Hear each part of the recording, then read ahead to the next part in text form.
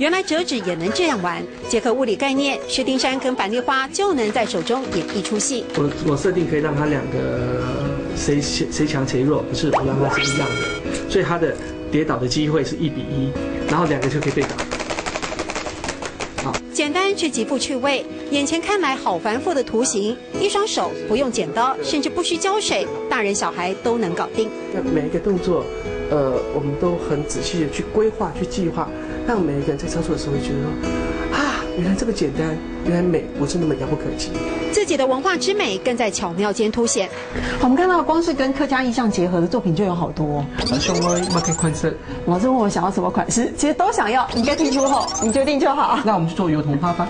好，油桐花，好，会很难吗？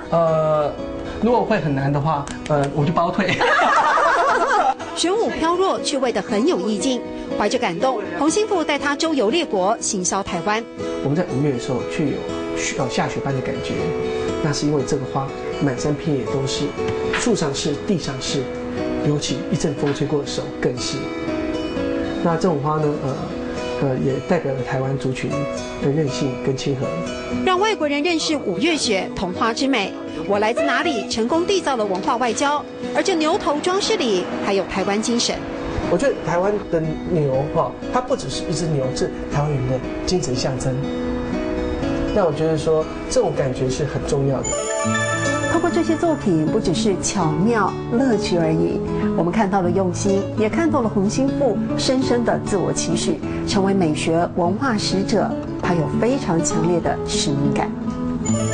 上爱马嘅款式，嘅天秋好。